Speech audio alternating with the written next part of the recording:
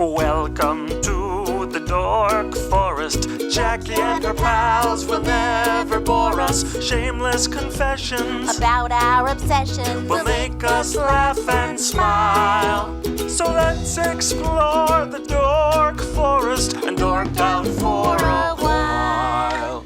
Hi, Rangers. It's me, Jackie Kashian. Welcome to the Dork Forest. It's 2024. Let's do this. Here's the credits, of course. Mike Ruekberg sang that song at the beginning, and he wrote that song, and he sang it with Sarah Cohen, his wife, and he will sing the Mexican hat dance at the end of the program. Also, Patrick Brady, still putting this together. Video, audio, all of it. He's amazing. So, and Vilmos doing JackieKashianStore.com. Squarespace is doing the regular Jackie Kashian page, and I'm thinking of moving the Dork Forest and dorkforest.com away from WordPress because it's driving me nuts. But those are the credits. But if you go to JackieKashian.com, you can get Dork Forest merch. You can get my stand-up merch. You can get my stand-up CDs and DVDs, which you'd have to have devices for those. You can also see videos and find out any number of things. I have another podcast called The Jackie and Laurie Show, but the Dork Forest is the flagship. 18th year. We're doing it, you guys. You can go to my Bandcamp or my YouTube for extra content. Please donate, is what I'm saying. It's 2024, and I think we've been in this long enough. Why don't you guys, everybody send me $100? That's what I'd like you to do. You can PayPal me. There's links all over the pages. You can Venmo me at Jackie Kashian. You can find me at a stand-up show and hand me a sweaty wad of 20s. Do something. But I love doing the show. I would love to make some money, is what I'd like to do. In other news, I'm sure there's more things that I should talk about, but I can't think of them. But let's listen to who's going to dork out about something, because that's my favorite part. Thanks for listening, you guys. You're all great. Let's get into the show. It's me, Jackie Kashian. Very fancy. There's a countdown on Riverside now, and it's the Dork Forest Rangers. How the hell are you? We're going to talk about death, you guys. It's TJ Ford, my old roommate from college, has been on one other time. I think you talked marathons. Welcome back to the show, TJ. And bats. We also talked about bats. Oh, right. This is my third episode. I know. Imagine. I'm so honored. It's beautiful. I was just talking, who was I talking to? Maria Bamford, about how cool your life has been. Aww. And it's over, I guess. That's the weird thing about this age, is that we're talking about has been. That's not the way to put that. Yeah. But you lived in China, you lived in Oxford, England, you've been all over the world, you've ran with the people. Mm-hmm. Did you ever run with the bulls, TJ? I have never run with the bulls, and I do not ever plan to. They have horns. Right. I don't think you're running with the bulls. I feel like you're running away from the bulls. They call it with them, but I think the bulls have not been alerted that you are running with them. The bulls did not invite me, so I'm not going. So you have always, the bat thing, all of our lives, you have been fascinated by death. Yeah. And let me say that you've decided to go into it as an industry. Absolutely. Because what the heck? As we hit what do they call it? Our third act. So if people want to check it out, they can go to deathready.org, i.e. being ready for death. There's also a newsletter on Substack called Death Ready with TJ. Right. And you have at Death Ready Coach on Instagram that you say you've yet to do anything with. Well, I do some, but it's Instagram. Are you hoping for coffin sponsorship? What are you hoping for? Hey, I hadn't thought of that. Let me write that down. Perfect. So everybody dies, TJ. Is that what I'm told? That's what I'm telling you. Everybody That's what you're telling me. Okay, yeah. Everybody dies. It's the only thing that we all share in common. What about taxes? What about Ben Franklin? If you're rich taxes? enough, you can hide your taxes. That's right. In You can get away from someplace. Yeah. Oh, right. So death is the only thing that's left. Absolutely, the only thing. All right. How long have you been interested in death? Since my birth? What's happening? Whole life since birth, because as soon as you're born, you're starting to die. And I mean that in a cheerful way. I was going to say, how was that childhood? How cheerful was that? My goal My goal is to make it not morbid to talk about death. It's another piece of our, as you said, act, right? It's like our best and final act. Why can't it be our best? Let's go out blazing. Interesting. Have you seen many people die? I have seen a few die, and that's There doesn't seem to be. I've seen a couple people die. There doesn't seem to be a lot of dignity in it. well, that's a whole other conversation. Death with Well, dignity. we got an hour, my friend. Death with dignity. I suppose that's why people kind of want to die in their sleep, because that is the most. I mean, otherwise, if you're awake, it's going to be you gasping for air and then not getting it and then dying, from what I've seen. Well, that can happen. Yeah. And we can't all determine how exactly and when exactly we're going to die, but we can. You can go to Seattle. You go to Switzerland is where you go. I thought you could also go to Seattle, and though I know California's you can choose to die, but there's a lot of paperwork. They're not going to just let you go. No, there's a lot of paperwork. There are 11 states where you can have death with dignity, which is many rules. You have to be. And that's what it's called? Death with dignity, yeah. It's also called MAID, medical aid in dying. But that's a little corporate sounding for me. I like death with dignity. I don't like the corporatization of death. Like I don't like the corporatization of anything. Too late. So there are 11 states where you can do it, but they're very restrictive because we don't want people just, offing grandma because they're tired of her, right? So you have to be terminally ill. You have to have a psychologist talk to you. You have to have 2 doctors, and you can't have dementia. And that's kind of a very scary thing for a lot of people because, like me, because that's when you want to go. Yeah, that's when you want. Yeah, that's when you want to head out. Right. You're like, oh, I'm sorry. Am I not only a burden on you? I have no clue. Right. And yeah, but you have to be careful about the burden thing. You're not a burden. We don't talk about that. Nobody talks about being a burden. No, because then the doctors don't want to sign off. Because don't use that when you're talking to them about possible death with dignity. Correct. Because then they say, well, that's not a reason. You need to really want to die for yourself, not for anybody else. Okay. Makes sense. Mm-hmm. Yeah. What about suicide? I saw Soylent Green where you could just line up and just go like into a telephone booth and put in a quarter, and then all of a sudden you're going to be made into patties. Yeah, I'm not so into the patty part of it, but yeah, I mean, you can kill yourself. The problem is you need to be certain about whether it's going to work or not, and you're leaving a mess. Right, it's irrevocable. Else. Like if you jump off a building. Talk about a burden. No, yes, right. It's a mess. So a lot of people disagree with death with dignity, and they call it suicide. I don't. I think the semantics is really important. It's death with dignity. Well, let's talk about like your earliest fascination with death. Why, as a child, was there any death when you were a kid? Yeah, my grandpa died when I was about 7, and my dad's dad. And it was the first time I ever saw my dad cry, which is always weird for a kid, right? Right. But I just, he was lying there in the coffin because they did the whole, Catholic funeral thing. And it was like, wow, what's happening here? I don't know. It just, like, what's happening? Why? Right. What do you remember from the funeral? My dad crying.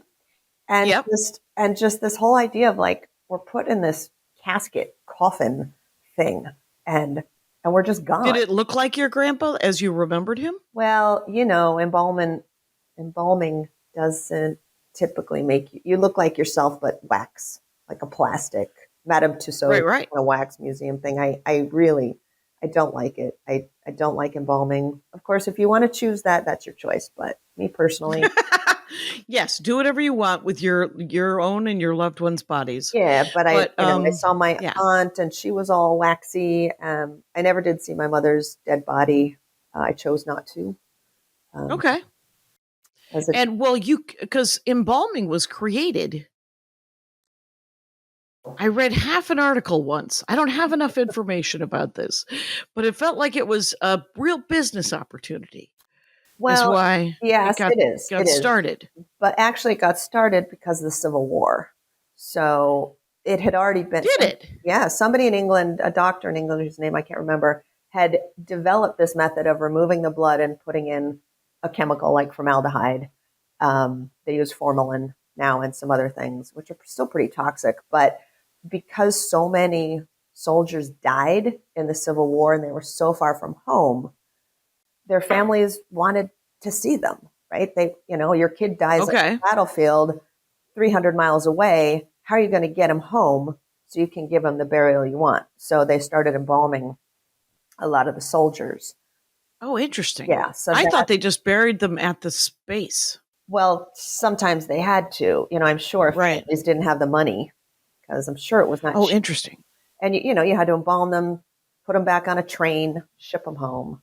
So yes, Right. families with money could do that, and from there, it just really, boomed. Really took off as Really a way. took off. Because were you killed during the winter, or did you die during the winter, and you want to be buried in spring? We're gonna pump you up a little formaldehyde, Yeah, and put you on ice for a couple of months. they didn't have really great ice houses back then, and Right. And then wait for the spring thaw, and then have a bunch of funerals, maybe. Yeah, exactly. And then, so the funeral industry sort of realized, hey, we can charge a lot of money for this. And then they developed the whole idea, misrepresentation, that it was really important for you to see the dead body of your loved one. That was part of the grieving process. And we know now that that's kind of bullshit. Well, Am I allowed to swear on here? Bullshit. It's bullshit. Fucking A. You Sure. you don't have to see. Yeah. I chose not to see my mother's dead body, and that was 12 Right. years ago. And that was not what affected my grieving for her. It was, Right. other stuff. Right. Do you need to see the dead body? Not if it doesn't look like the dead body. Not if it's not the person you remembered. What? Well, now there's a couple of different sort of cultural and religious people who like to see the dead body. Like people sit Shiva, which seems to be a Jewish thing or a Hebrew but not thing. with the body. The body is Not buried. with the body. No, Jews don't embalm, and they bury the body within 3 days. That's the rule. So Shiva is a wonderful thing. I actually want people to sit Shiva after I'm dead, even though I'm not Jewish. Right. It's 7 days where you come to the house of the dead person and you bring food and you support their family and you just sit with them and you talk and you hang out. It's like an Irish wake, only it's 7 days. Right. I was going to say that's the other one I've heard of is it follows the burial of a loved one. So yeah. So the mourners stay at home, refrain from work and certain activities, and receive visitors for comfort and support. Yes, and I've been to a few, and they're really wonderful. Yeah, that's just sort of respectful, and just sort of you spend a week actually grieving and talking to people who knew that person and kind of the good stories and stuff like that. Mm-hmm. Mm-hmm. My brother Russ wants to do storytelling. Just tell tales of of my dad. Right. But this was 10 years ago, back before he was driven mad by my father. Oh. Right now, I think that my dad dies. He's like, it's been great. Bury him. Right. Let's end this. And well, hopefully you'll have someone at the funeral home, or like myself, I'm a funeral celebrant, who will sit down and say, you might want to actually do something for your dad. You might not feel it fully right now, but let's slow down, let's wait, and talk about different ways we can honor and celebrate your dad. So you're a celebrant. I am a funeral celebrant. Yep. So you go to what does that mean? What does that? You tell people is it like a party planner? No, like do you tell them what to? Have you thought about buying? Right. Okay. What color balloons would you like? Yes. I'm really there for people who don't have a priest or a rabbi or a pastor who does the funeral, right? So your grandfather dies, and you're the like the officiate. Correct. Like people do weddings, I do funerals. Yeah. Okay. Yeah, I do funerals. What's the prep on that? Oh, I sit down with the family for an hour, maybe 2 hours, and figure out what they want and then plan the ceremony. And then if they want me to be a graveside for the burial, we can also do that. But I'm not a funeral director, so I have to work with funeral homes to do this. I can't just be independent out there. Like a wedding person can just, Right. so it's Just hang up a shingle. right. And it's You not gotta- the church of the internet. I mean, I went to training. I'm a trained certified celebrant. Right. What was the training like? Was it longer than being a cop? No, Probably. probably. It was 3 solid days of, Oh, intense. all right. Let's cut the police slightly more credit than that. Somewhere between uh, a cop and a hairdresser. So Yeah. so 3 solid days of just sort of Talking about how to do funerals and how to work with people and how to respect people's religious or non-religious views, how to deal with family. how do you deal with if somebody who's super, like if they're evangelical but don't go to church? Well, that Let's would, give you some scenarios. yeah, that would be hard for me being very non-religious, very secular. Right. But I'm there for them. I'm there for the family. So I would plan. So do you? I would speak. Yeah, I would speak. They may choose to have someone else come up and read a poem, something like that. But if they're evangelicals, they probably have very strong ideas of what they want. So my job would just be to help them, integrate it into kind of a complete ceremony. It could be 10, 15 minutes. It doesn't have to be, funerals do not have to be an hour long, like weddings. Same with weddings. Mhm. Note to self out there. I know. Yours was wrap it up. beautiful and brief, and there was food. Yes. So And just it should. I think funerals should be like that. Just 15 minutes of service, and then people get to tell speeches if they want, and then you just kind of mingle around and you have some chow. well, there we go. Now we have yours planned, and I hope that I can be the celebrant if I'm still alive. Well, we're burying Chris this week. Andy's mama and his stepmom are both in this room. Actually, wait, no, he's on a tour with Chris. Brady's touring with the Ashes, so she was cremated. With the Ashes right now. So both Fran and Chris were cremated, and Fran's mama was buried up in Oroville, where Andy grew up, and where they all lived. In a graveyard, in a cemetery. Yep. Mm-hmm. And they bought a plot. She bought a plot for Fran and Chris next door. Oh, and so this was Grandma. Yeah. Grandma bought a plot. Yep, Grandma Gage. Might have been Gage. I think it was Gage. I love that. Pre-planning. Yeah, sure. And then, and so we're gonna go up there this week and bury the boxes. Oh, nice. And I don't know what he's got planned. He's got all kinds of stuff where there's he wanted to put a bench. Did I tell you this? Oh no, that's great. Yeah. I love those kind of things. Yeah. So in the cemetery, he was talking to the cemetery about dedicating a bench near their plot so that people, when they come to visit their own loved ones, have a place to sit. Because we've all been to a lot of cemeteries, and it's a lot of standing. There is a lot of standing around, and that's not good for people who are mobility older, impaired, who are usually the people visiting the dead. And I will say this is that, like, the funeral home the cemetery where my my mother and my grandparents and everybody's buried, you can park the car right next to it and then open the car doors and sit in the car doors. Not as cool. No, but in Wisconsin in the winter, it's probably all you want to be doing. Right. But wouldn't it be nice to have a bench? Yeah, it would be. And so Andy was given a lot of bench options, and he just wanted a stone bench with just a little brass plate. A little plaque. Yeah, and not even a plaque, just a little one. He was offered the entire back of the bench, like it was real estate, like a real estate ad. With pictures of Fran and Chris. Oh my God. I didn't realize they were doing this now. Like, yeah. That's See, there's money. It's just it's a lot about It's a money. real cash Don't cow. get me started. Um, It's no, taking not advantage of people who are grieving and who, well, you really want to honor your mom and your stepmom, don't you? And it makes people feel guilty. Like, I guess I should spend the money. No, your mother would want you to put that money in your 401k, actually. yes. At all times, your mother would love to put that in And- the 401k. Right?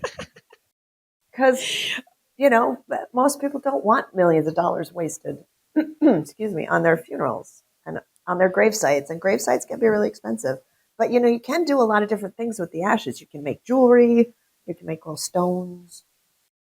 You can make stones, or you have it made. You have the ashes made into a kind of like fake diamonds and yeah. stuff, where they Yeah. So you can wear your loved one on your hand or around your neck if you want.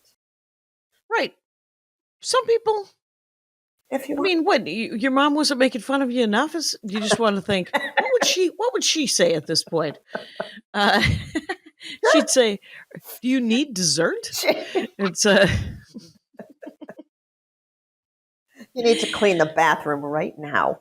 right now. When was the last time you changed your Jackie. sheets? When was the last time you changed your sheets? And it's I mean, some people have urns in their house. Yes, they do. Mm-hmm. We It's have a big couple of with shotgun shells. It's big with pets. People like to have their pets in urns in their house. Their pets' ashes. Yeah, pet Well, funerals. we've had Fran for the last 6 years here at the house, and Do you talk to her? I mean, do you find it? I don't. Do you find it weird? Do you find it comforting? What's I your thought? don't. I'm not a huge fan of having dead people's ashes around the place. Okay. But just because, I mean, Andy has buried any number of animals in the last 12 years because his dad died probably 12, 13 years ago. And his dad wanted his ashes put into shotgun shells and then shot into the sky. Really? Yes. And Yes. did that There's work? a lot. Yeah, we have 10 shotgun shells. So during the fires, I was like, so if our house lit on fire, there would be shotgun pellets and gunpowder. Oh my God, gunpowder in your house. Right. In our house. It's not ideal. And I'd rather have the Andy's like, ashes. it's not that much gunpowder. But Come on. How it turns out people are like 10 pounds of ashes, right? Is that right? Yeah, I would say it's about this big, like a shoebox kind of size. Is about what you. But dense. Mm-hmm. Yeah, ashes. So about 10 pounds. So 10 pounds of gunpowder of shotgun I don't shells. even. Okay, I think Cindy has hundreds of them left. So Wow. I don't So know they if used she's all of his ashes in. right. It felt they sent it to the shotgun company that does it because there's different things I mean, there's all kinds of companies that are like, Yes. sure, we'll take the ashes and integrate them into your world. Do you have a favorite one? Do I? No. I'm a big fan of rather than cremation, which isn't great for the environment. I'm a big fan of composting, where there's just dirt left, and then they put that in a forest. Talk to me about why you are not in favor of cremation. It's actually very bad for the environment. The smoke that comes out from the crematorium, the amount of energy that has to be used because it's a really, really hot furnace, right? It's really hot. And there's differing numbers, but it's like the equivalent of driving an SUV 300 miles, like in terms of the gas and the, what it does to the air. So that's kind of a problem. I drive an SUV 300 miles all the time. That's very sad. Yeah. So it's a little better than burial because we're frankly running out of space, and that's also not great environmentally. Basically, there's not much we can do to not be a burden on the environment. That's just how it is. Right. I went to a funeral once in Hong Kong where they, they swap the people out. Yeah. They bury them. Mm-hmm. Have you heard of that? Well, yeah, and in New Orleans they do it. If you've been to New Orleans, right? And you know how the cemeteries are above ground because the water table's so high, And Okay. the guy described it to us as basically like a pizza oven. So you put the body in, and it's so hot there, you're in this big granite or marble thing, super hot, and the body basically disintegrates, and then the pieces fall down through the grate, and then there's space for the next body to come in. And he literally said it's like a pizza oven. So I thought that was pretty cool. I don't enjoy that analogy. You don't. But just because I used to work at a pizza restaurant, and there's nobody, you don't cook a pizza so long. There's nowhere that it doesn't, there's no grate. Right. It doesn't, I see where that he's saying that it just falls apart. Yeah. right. It just looks like a pizza oven. Is that what he's Correct. saying? Because Yeah. it's just, you put one, right. it's just a slab. A Okay. slab, but it's actually very, and then you can put the whole family over the years into this one grave, which saves space, right? Okay. And then because you essentially you stack people because and there's no coffin, right? And that's the problem, is that we bury people in coffins, and the coffins last for 100 years. They're lead lined to prevent the body from leaking out into the dirt. So there's lead, there's pine, there's all the paint and lacquer that you put on it, all of that seeping into the ground. Oh, right. And the groundwater, which is not what anybody wants. Right. So how do you compost a body? Well, it started up in Seattle. So again, right? Seattle, Oregon, California, and Colorado. It's also legal in Vermont and New York State, but we don't have any facilities yet. So they basically put you in this big kind of round drum that's filled with hay and some alfalfa, and they just put you in there, and your body breaks down in 3 to 4 months. But they don't have to rotate it like regular compost. No, it doesn't have to be rotated. No. Okay, well, I only know that I am poorly composting in my own backyard. And one of the problems with the compost is that I'm not turning it often enough, is what I'm told. Right. With our bodies, we have enough microbes that they can do the job from any direction. So it's right. And you can go and visit your loved one whilst they are busy decomposing. Right, you can go visit them. They have a beautiful. There are several beautiful facilities up in Seattle and around Seattle, where you can sit in a nice quiet room and be with your loved one. So it's nice. And then you get about a cubic yard of dirt when it's all said and done. And they take out, they'll take out your fillings, or if you have a fake, if you have an artificial hip or knee or something, they'll take those out. Before the composting? No, after. Like they'll pull them out. Like why bother? Yeah. And they won't compost. Yeah. And then you can take a little bit of the dirt home with you if you want, or you can just have it all spread in a forest, and it helps the forest. Okay. It's nice. But you cannot bring it home. Even if you've been eating vegetables. It's not. You cannot. No, we're not safe to put on vegetables. You put on rose bushes or something, but now we don't not have food. Not food. No. That probably. I mean, now that we've said it out loud, it really does make sense. I don't necessarily want to be have a friend or family or myself composted, and then all of a sudden, 2 years later, I'm part of the tomato crop. Right, because what if the tomatoes don't work out? They'll blame you. Well, we hadn't put Jackie on that. We would have. What if my face turns out in a tomato? What if all of a sudden? Well, we've found Jesus in tomatoes, I suppose. So why not? Why not? I'm not saying that I'm Jesus and that I would show up like Jesus. I'm just saying that that if you put people and then all of a sudden there's an eggplant and you're like, that looks like Jim's penis. Yeah. Is there anything there? Yeah, no.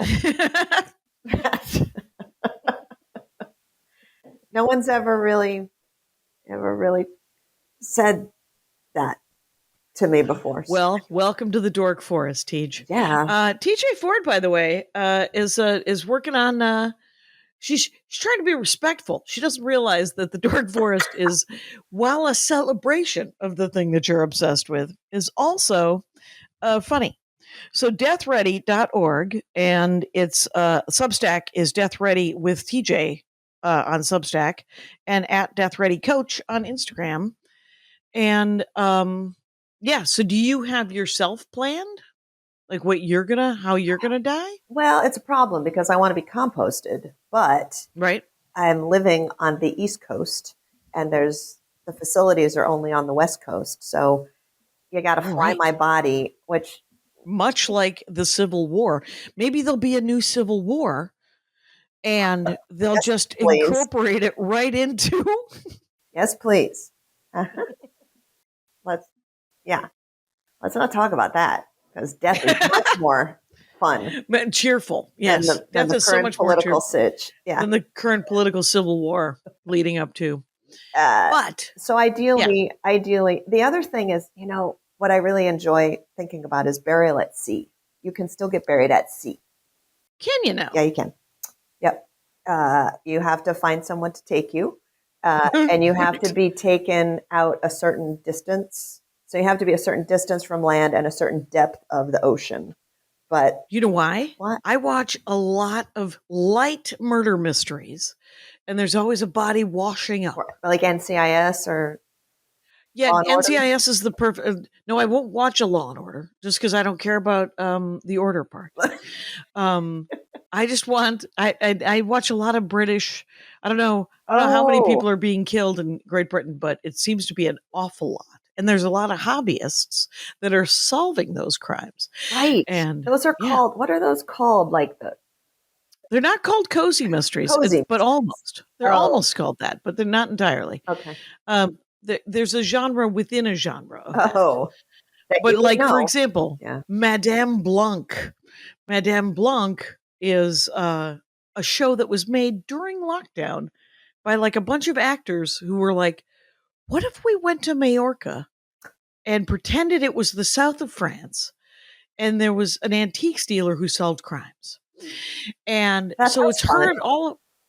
her and all of her old friends. Like there isn't a young beautiful person in the entire cast. It's amazing. I love it. There needs to be more of those Madame shows. Madame Blanc, I can only recommend. It is, for the music that goes into it, is the cheese balliest. And then but then there's fantastic, there's fancier ones like Signora Volpe. Signora Volpe is a woman who works for MI6 who goes to Italy, and she wants out of MI6, but MI6 is like, oh good, you're in Italy. And that's the premise of that show. Are they all British? Like, do they all start out in England? Oh, they all What's up start with out in that? England. Well, it's all that's left of colonialism, and Don't we have our the own Miss Marple to solve problems? well, clearly not. And but the or if they do, it's in French, and I have yet to see it. There is an Italian show called Lydia something, and that is amazing. And it is in Italian. You can get it dubbed in English, but I recommend Italian subtitles. And it's about a woman who wants to be, in the early 20th century, who wants to be a lawyer Ooh, in Florence, and it's against the law, right. or it is not legal, shall we say? Right. And so It's not it turns done. out she solves crimes on the sly. Her brother's a lawyer, and he'll help her, and she'll help him, and together they are. And she is just trying to get validated because she's fighting the good fight for women's rights. Okay. And then there's a weird one called Harry Wild, which has Jane Seymour in it. That is set in Dublin. And that one is, she plays a retired English professor. What's the name of this? I got to Who's- watch this one. Harry Wild. And she is, Harry Wild is a retired English professor, and her son works for the police. And she has a young high school sidekick, young man, who's very, very charming. Good looking and charming and Irish good. And yeah, they're all Irish. with that accent. And Yeah, yeah. they're very, and then but of all the races. It's a very diverse cast. It's nice. All right. And It's there's not just a bunch of whitey magoo Irish people. It's all the the just people who grew up immigrants. there And, and happen to have an Irish right. accent, much like America. That's, so there's dead I don't bodies know. in that, I assume. There's dead bodies in that. It's There's a lot of dead bodies on. I'm not the hero of this story. Let's tell it anyway. The first time when I had only met Asian people who were either immigrants or students, because remember, but we went to college together, TJ and I, Yes. and we lived with a lot of mainland Chinese immigrant students who their English was better than my Chinese. Oh, absolutely. And then, but also, they cooked really well. Do you remember when they'd make those dumplings and stuff on a Sunday? Right, because it was a co-op and we all had to trade off cooking I and loved whatever that. they would cook. I loved when the Chinese women would cook. That was the best. Right, because they would do it because we all did it in teams, and so then I did stand-up comedy in Minneapolis, and I met no Asian people. Oh, except for Asian people that were also immigrants. And so when the first Asian person I met, who was a comic, and this probably isn't true, but the first one that I remember, where he's Japanese, and his family has been in this country longer than me. wow. Longer than my family. Right. Easily almost 200 years, 150 years. Kevin Kataoka, he's been in this country long enough. His parents were interned during World War II. Yeah. But that was interesting when because it turns out if you are in America for more than one generation, your kids are going to just sound like Americans. They are. Or Irish or wherever you happen to be. And then people still say, no, where are you really from? Right. And then you want to go, So there's composting, and you would like to be composted, but you would have to figure out. But that's sort of planned, like how do you plan your death, right? You have to plan your death to some extent, or what happens after you die. Yeah, you don't have to plan your death, but it's going to be nicer for the people you leave behind. Because if you don't plan it and you don't have a will, then it's chaos for everyone involved. And you lose a lot of money and time, and people get really pissed off at you, and it's just not good. It's just a mess. No. So what should you do? Well, you should talk to me. You should come and hire me because we go through all of it. We go through your possessions. We go through what you want done at your funeral. What do you want done after you die? What do you want done with your body? Do you have a will in place? What are you doing with your money? What are you doing with your baseball card collection? All of that stuff. And we also look at sort of the emotional aspects of it. Like, how are you about dying? How's your life been so far? And if you were going to die in a month, what would you regret not doing? That's one of my favorite questions. And so then we talk about, is there some way you can do that so that you don't die regretting that you didn't go to Mallorca or someplace? I have to say that as soon as you said that part, I was like, oh, that's the TJ I know. The one who's like, wow, how do you feel? How do you, let me meddle briefly in your brain box. Hey. And how do you feel about dying? How can I help that? How can I make you feel better about it? It's good to exactly. Yes. How can that's I make the TJ you feel part better I know love. About dying? And I do workshops and I work one-on-one with people, and everyone who has worked with me ends up, they come to me and they say, I just feel a lot better about it now. I'm much I was going to say at ease. I thought you were going to say everyone I've ever worked with is now dead, and they seemed happy enough. Actually, not true. To go because has anyone died? No. I like to work with people well ahead of that. I'm also a death doula, which is the person who kind of sits with the dying person. They help the family, much like a birth doula, right? You're kind of there just to be an assistant. But I that's not quite my jam. I prefer to work with people well before they're dying, because once you're in the process of dying, you don't want to sit around and worry about if your will is updated or if your mortgage is paid off, or you don't want to worry about that, right? You want to be spending time with your So loved do one. you have like a workbook? I do. And, There's and work, like, yep, and I'm working on a book. I'm working on a workbook with a friend of mine in Wisconsin, actually, mhm. to have a fun, interesting place where you can write down all of this stuff and keep it in some place where your family can find it when you die. Right. But there's no, because like for this, it's not like the jobs that you have when you want to work with people about death. There's the hospice workers. I know a Mm, couple of people who are hospice right, nurses, right. They're nurses and generally. Yeah. right, or they're the home health people Mhm, who also mhm. who are really good at cleaning people up in their final days. Yes. Because it's Elizabeth Decker, who we went to college with. She is a hospice nurse. Oh, she is. Yeah, Oh, and I well, should nurse. I should interview her for my newsletter.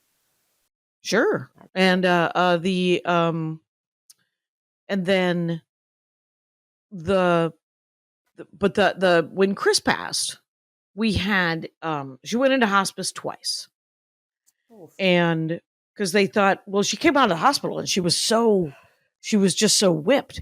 There's something that happens in hospitals where there's an actual syndrome, like a hospital syndrome thing, that where you get paranoid and scared, and there's not Yeah. because there's nothing familiar. Right. Right. And you're in And those rooms with those curtains and, people 24-hour people just kind of waking you up, waking you and up, they're trying poking not you, to. prodding Yeah, you. And but shifts change, and they got to make sure that you're still alive, and they got to make sure you're getting all your meds. And she was in the hospital for too long. She was in the hospital for 3 months. and if you have a roommate, And it could be even worse. I mean, right, and then she went into she was she was essentially dying when we got her into rehab, and so she regrouped, wow. and then she stayed in rehab like a week too long, and then we got her home, Did that and did that then depress her too, the rehab? Because those places, well, eventually, yeah. yeah, just because I mean, when you think about they're nice people, but they're also at work. Right. Right. Yeah. They're doing their job and then they get to go home at six Right, o'clock and you get to stay right, in there. Yeah. It's tough. It's right. tough. My mom was And in a so rehab and it was really very depressing. No, it it wasn't wasn't a good cheerful. rehab. No. They had music one time at Chris's, and I was like, "Do you want to go see the guy sing?" And she was like, "Not particularly." And I said, "And yet we're going." Right. Good for And you. Good for you. and then and the other thing is if you end up being stuck in one of those rehabs, and I say this in all seriousness, get out of the room. Like Chris could have eaten her at least one meal with everybody else. Yep. So if you're in an old folks home or you're in a rehab, go into the common area as much as you can Yeah. and get in a fight with another old person. Just something. Or yeah, fall in love with another old person at rehab Right. See? TJ Ford, always glass half full. and have Um, sex, but have safe sex because gonorrhea and syphilis are going wild in the assisted living homes. oh, right. The 55 and up. Yep. Fact. It's fact. Right. Right. Yeah. Um, So you got to be safe even when you're 80, 85 years old. right. Because you're not going to get pregnant, but you don't want to itch down there. So get it together. No, and make sure everybody's clean. And and I've never here's a fun, we got time Mhm. unless you want to talk about something. You got No, other death talk? I love Okay. talking about death. That's why I'm here. Well, what else? What other death talk did you want to talk Well, about? no, I mean, my whole goal is to make it fun and funny. So talking to a comedian about death is really the best thing I could do because you people can make everything funny. Hmm. Well, what? But like the I don't know. I don't know. I mean, death isn't. I don't think there's no reason not. I've had so much death, and it's Yeah. not that much death, but it feels like there's been plenty of dead people in my life. Yeah, yeah. And and I remember when my mother died, there was no mourning, which is unfortunate. Oh, yes. Right. Because I mean, with children, like how would you deal with children? You don't know anything about kids. What do you do with them? You mean if a child's mother dies, or if a father? Yeah, or like if a child dies? like if if well, let's go both sides. Yeah. Let's say let's say there's a 7-year-old, the parent has died, Mm-hmm. and you are tasked with talking with the family, including that child. Mm-hmm. What do you do? How do you make it Well, better? there are a couple of good books. Don't ask me the names right now, but there are books about ways to talk to your child about death, or a child about death. And you have to kind of judge where they are cognitively, right? Like if they're 2 or 3 years old, it's going to be really different than if they're 7 or 8. Or if they're 14. Or if they're 14. I mean, and really, kids are a lot smarter than we give them credit for. They know what's going on. So you can't just say to them, well, grandma she just left. She went away, and no, she won't come back. And they'll be like, what? Why? What happened? So you want to be honest with them, as honest as you can be for their level of understanding. And So when somebody does say, well, where do people go when they die? What do you tell them? I say, well, that's a really good question. And that's a really good stalling technique. I was a teacher for 25 years. So yeah, I know how to stall. And I mean, you kind of have to get a sense from the family of what they believe. Like maybe they really believe that everybody goes to heaven. So I'd say, well, okay, grandma's up in heaven with, grandpa and cousin or, whoever happens to be in heaven. Right. And the dog and everybody. Right. And her mom and everybody's up in heaven but it's really, if they believe in heaven. Yeah. I mean, it's not my job to put my philosophies on them. I mean, obviously there's going to be some other adults in the room, and there's not just going to be the 8-year-old. So I would actually defer. I would look to the other adults and say, you want to take this? Because it's not for me to tell your kid what's happening to their grandparents. The weird thing about this job that you have, though, is because you're not a nurse, and you're not a hospice carer, you're not a therapist, and you're not a psychologist. No, and I'm not a financial advisor, and I'm not a lawyer. You're not a financial advisor. You're not a lawyer. Right, Jackie, I'm not anything. God, well, come to the Dork Forest. You're nothing. Well, that's not it at all. I'm just trying to figure out you're mostly just like anybody want to talk to me about? Well, if you want to corporatize it, I'm a consultant. But I like the word coach better, because I'm not a therapist, but I can help you to see what's going on in your own head and give you suggestions as to how to straighten out whatever's going on in your head, right? So I'm a coach. I mean, that's really what I am. I don't like being an end of life consultant, because that really just sounds like I get paid more than I get paid. It doesn't really roll off the tongue either. No. And so the people who hire you, or the people who hire other, like, people who do this. Yes, and have done it for a long time. Yes, I do. Yep. How long's the longest person that you know? How long have they been doing it? Oh, like probably 5 years, 2 years, probably 10 years, probably 10 years.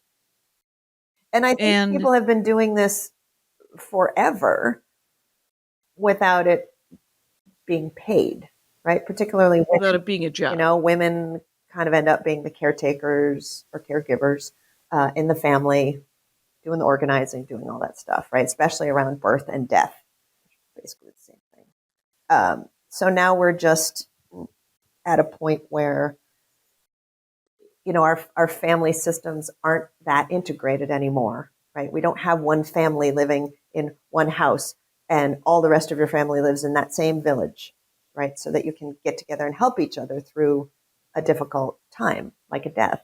So we're scattered around the world. So it's a, I think it's helpful to have somebody kind of be able to come in. Have you seen the process of any of these people? Like, have you watched it, like sort of them do the interview process with the family or with the person? And No, I haven't like, watched because I know it, that, but I did take classes with a group called Willow End of Life, which is based out of Vancouver. Great, okay, great group of people. Yeah. And the yeah. Canadians, the Canadians kind of got there first, as they do. Well, there's only 30 million of them. They can specialize more. Maybe, That but actually doesn't they're even make any practical. sense. You would think if there were more people, No, they're there'd be more practical people up there. specialization. And but like I'm trying to figure out like what actually. I mean, if you're talking to somebody about when they're gonna die, and you're just like, I mean, there's a line in Harry Potter. R.I.P. J.K. Rowling. So sad. Weird hill to die on, sister. Anyway, but there's a line in it where, in the first Harry Potter book, where Dumbledore says, because the Philosopher's Stone, the Sorcerer's Stone, is an immortality stone, Mm-hmm. and this guy has it. Wow, I'm forgetting his name. It's been a while. But he has the Philosopher's Stone. He's got the Sorcerer's Stone. And he has to destroy it. Who has so it? that Voldemort Snape? doesn't get it. Oh, no. No, a different professor, Gandalf, a minor character, not the same, not the right book. not Dumbledore. No, not Dumbledore. Did you never read the Harry Potter books? I did, but it was 20 years ago, and okay, I forgot. And but there was a line where Harry says, when the guy destroys the Sorcerer's Stone, he says, so Harry says to Dumbledore, so he's just going to die then. And Dumbledore says, yes, but a guy who's lived as long as that, he knows, he's learned that death is really the next great adventure. I love that. It's a great line. It's a great line. And yeah. And if you can think of it really that way, then maybe that will take away some of your fear and anxiety. Maybe it is a great adventure. And what I'm starting to see people who have their funerals while they're still alive. Oh, because you want to be at the party, right? You want the accolades. You do, right? And it's amazing. I had a friend in Portland who was dying of pancreatic cancer, and she was not going to go gently into that good night, and so she had a party. People came from all over the country to celebrate her. And it was like a roast, kind of, right? People got up and said, "Oh, I know her from this part of life." And I remember these, yeah. And it was amazing. And then she died, maybe 4 or 5 months later. But how great is that? How great is that to have all your friends come and tell you how much they love you, like because that's what we do at funerals. But I'm already dead. I'm not gonna. At my mother's funeral, my stepmother's funeral. Oh, actually, Nancy Kashian. Yeah. At Nancy Kashian's funeral, her brother came up to me and asked me for $300. See, if she would have been alive and Greg would have come up to me, I could have said, "Why don't you talk to Nancy about the $300?" Wow, and I would have loved to hear what Nancy Kashian would have said about that. Well, here's the thing about Nancy Kashian's funeral. Her sister at some point changed from a regular outfit into robes with a giant crucifix. Oh my gosh. Because she had become some sort of pastor. Oh. And I looked at Darla and Andy and I said, "Hey, this is when Nancy would have left. So we're leaving."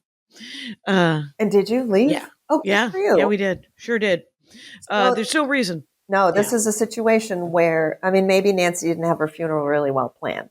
She, like most people, didn't want to think about it. Well, yeah, and it was unexpected, her death. Ah, yes.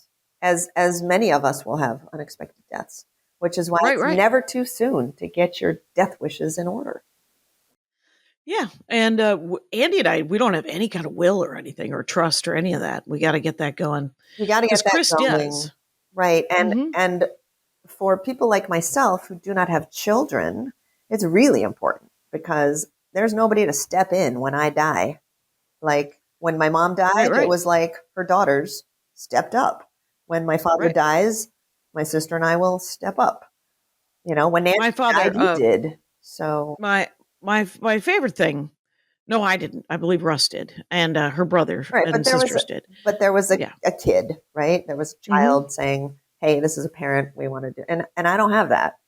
So I really need to make sure that someone's the executor. Well, one would imagine your sister would step up, I as don't. I would imagine my sister would step I don't necessarily want her to. up. Right. Well, no, it isn't, and it Just isn't because fair they're to family, insist that no. she does. And just because Yes. they're family doesn't mean they have your best interests at heart. Well, So here's my thing. I'm gone. As my father likes to say, here's what I want you to do. I want you to stick a bone up my ass and let a dog drag me into the woods. And I was like, I Elliot, don't know where he heard that. wow. But here's the thing. My father does not want to be planted in the Armenian cemetery next to his first wife, next to my mother. Oh, Nancy was where's Nancy buried?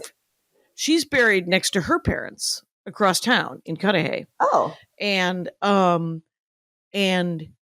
my dad, but my grandmother bought a plot for my dad next to my mom. yeah.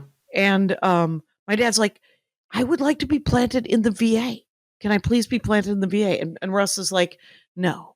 And Darla's like, I'm not going to two cemeteries, Dad. You want to be visited? Why can't he be buried in the VA? He's a vet. Mm-hmm. Yeah. He can be buried in the VA, but it's untidy. It's not. Everybody wants him to be where everybody else is. Oh, I see. So his wishes are not being considered. No, they're not. They're not. No. But you know what? A lot of our wishes were not considered when he was a child. So sad. Too bad, Dad. But and see that's where I like to think that I could help because I'm also a mediator, right? I learned how to be a mediator when I got my master's degree, and so helping families figure out these kind of things is also part of my skill set. Like Right. Like I had a client who the dad wanted to be cremated. Fine, here's his ashes. He never said what to do with the ashes. All four grown-up children had different ideas. We got to put him with mom. We got to separate him out amongst all four of us. No, we got to keep them together. I want him on my mantelpiece. No, we got to. It was a mess. So because people forget, when you have 4 kids, that guy was all of their fathers. Right. He was. It's like he's not just my dad. Right. And he's not just my brother Russ's dad, and he's not just my brother Phil's dad. And you got the fact 5 that of Scott you, and Terry, 6 of you. 6 of you that you have to. Right. Let's get together and mediate the Kashian family. Oh no. That'll be fun. Oh no. Yeah, not it. No. If you're willing to talk to Terry Kashian, I can't do it right now. No. It's he's published his own Bible, and I assume that he's just put a line veto on everywhere you're supposed to be nice. Wow, a self-published personal Bible. I kind of like that idea. I would do it as a nice. It depends who. Yeah. I'm reading a Franciscan monk. It's called something about. It's a Franciscan monk named Richard Rohr, and he is. You know how the Catholic Church has been around so long that they're not worried anymore about they could be more academic about Jesus. Okay, instead of being real and practical, even though they're losing people by the day. Right, but they bought land. They're fine. Oh yes, I've been to that land, and it's more than fine. It's the Catholic Church, and then McDonald's are the greatest real estate owners in the world. I prefer the Vatican to the Golden Arches, but there you go. Well, that's interesting because some people would go the other way. And you were raised Catholic. Yes, I was. Paterfilius Spiritus Sanctus. I love. I like talking to Jesuits and they're Franciscans. they're really the best. Yeah, So he's a Franciscan monk, and nice. he's got a very human Jesus. He's like, people are so into Jesus they forget the Christ part, and the Christ part is the part where you're supposed to sort of become a better person. Right. That's the be nice, treat your neighbor as yourself kind of. Yeah. Right? That's the actual parts of the gospel. Yeah. Where he was like, be a decent person. Mm-hmm. And so I don't know how we got on this, but and I'm not rewinding. Rangers. You guys, I'm talking with TJ Ford. She's got a website called deathready.org. She got a Substack. Check out the blog. Essentially, it's a blog, right? It's got a paywall, and you can support newsletter. Nah, it's free. Substack. It's free. It's free at this time. You can pay. There you go. Or you can pay. I encourage. It's Death Ready with TJ, and these will all be in the notes. And Death Ready Coach on Instagram. So that's me. That's you. So we're almost at an hour. Oh, is there? Darn. Yeah, it's been so fun. It happened. Yeah, it did happen. Rangers, did you hear the excitement in her voice? It's been so fun. It's been so fun. No, I think that if I can do my tiny part to make death a little less scary and to make it a little more part of life. Chris was scared. Yeah, Chris was super scared, and she didn't want to go. And about a week before she died, my friend Anna Valenzuela, who's been on the show a couple of times, she said, Chris, you're in so much pain. Are you ready to go? And Chris goes, No, I would like to take everyone with me. Well, wow. Or just be out of pain. I mean, the medical community has to step up, and because a lot of people want to die because it's so uncomfortable. And, hopefully it doesn't need to be. Hopefully, in my case, there might be a lot of morphine coming at me. They gave us some morphine, and they took it with them, of course, just in case anybody wants to come on over. You don't? No. You don't want to leave morphine. It's the telltale heart in my house. I would just be thinking about it all the time, going, "Oh, well, there's a good morphine?" If you want to read about death, Poe's your guy. And also movies. Like, there's so many great movies about death. What's that cartoonist guy? Something Gory. Edward Gorey. Oh. Edward Gorey. Yeah. That guy had an obsession with death. Yes, he did. And if you're ever on Cape Cod, you go to his house, which is now a museum. Oh, it's on Cape Cod. Yeah, it's on like Chatsworth or something. Oh, darn. So we ended up accidentally, I looked on TripAdvisor, you guys. Here's the other thing about getting old. You'll open a TripAdvisor. You'll say to yourself, what are there? Are there things to do? Right. And they will sometimes recommend the same things, and they're boring. But sometimes it'll be something interesting, like Edward Gorey's house. Yes, and Andy loves Edward Gorey. We walked past Edgar Allan Poe's house here. I'm in Philadelphia right now. And we went past his house yesterday, where he and his wife lived and died. All right. Yeah. Philadelphia, where they're doing good work with sandwiches. Hey, they are. Rangers, it's been an hour. TJ Ford, go find her. It'll all be in the notes. Thank you so much for doing the show, T. Thank you, Jackie, for talking about death and not avoiding it like everybody else. But like I said, comedians, you got to please get on this. Please make it funny for us all. I know comedians hate to be told what to write jokes about. Yeah, you got to write what you know. Rangers, you know the rules out there. Take care of each other. My hat. They're dancing around my hat. My hat. Well, what do you think of that?